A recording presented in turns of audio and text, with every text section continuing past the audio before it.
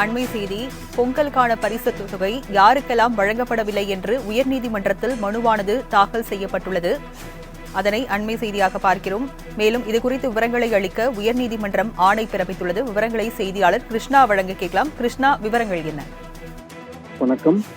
பொங்கல் பண்டிகையை முன்னிட்டு தமிழகத்தில் ரேஷன் அட்டைதாரர்களுக்கு 1000 ரூபாய் ரொக்கம், அரிசி, வெல்லம், கரும்பு உள்ளிட்ட பொருட்களுடன் பரிசு தொகுப்பானது வழங்கப்பட்டது. இந்த பரிசு தொகுப்பை பெற டோக்கன் வழங்கிய தேதியில் ரேஷன் கடைக்கு சென்ற போது கடை மூடியிருந்ததால் பரிசு தொகையை பெற முடியவில்லை என்பதால் பரிசு தொகையை வங்கி கணக்கில் செலுத்த உத்தரவிட வேண்டும் எனவும் ராமநாதபுரத்தைச் சேர்ந்த ராதாகிருஷ்ணன் என்பவர் சென்னை உயர்நீதிமன்றத்தில் பொதுநல வழக்கு ஒன்றை தாக்கல் செய்திருந்தார். அந்த மனுவில் பரிசு தொகையை முறையாக வழங்காமல் தமிழகம் முழுவதும் உள்ள ரேஷன் கடைகளின் பொறுப்பாளர்கள் 140 கோடி ரூபாயை அரசுக்கு திருப்பி அனுப்பி வைத்துள்ளதாகவும் குறிப்பிட்டிருக்கிறார். இந்த வழக்கு தலைமை நீதிபதி சஞ்சய் கங்கபூர்வலா மற்றும் நீதிபதி பரத் சக்கரவர்த்தி அடங்கிய அமர்வில் விசாரணைக்கு வந்தபோது தமிழகம் முழுவதும் 1 கோடி பேருக்கு மேல் பரிசு தொகை வழங்கப்படவில்லை என ஊடகங்களில் செய்தி வெளியாகியுள்ளதாக மனுதாரர் தரப்பில் குறிப்பிடப்பட்டது.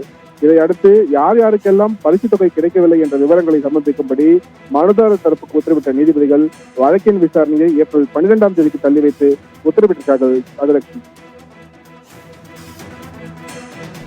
விவரங்களுக்கு நன்றி கிருஷ்ணா.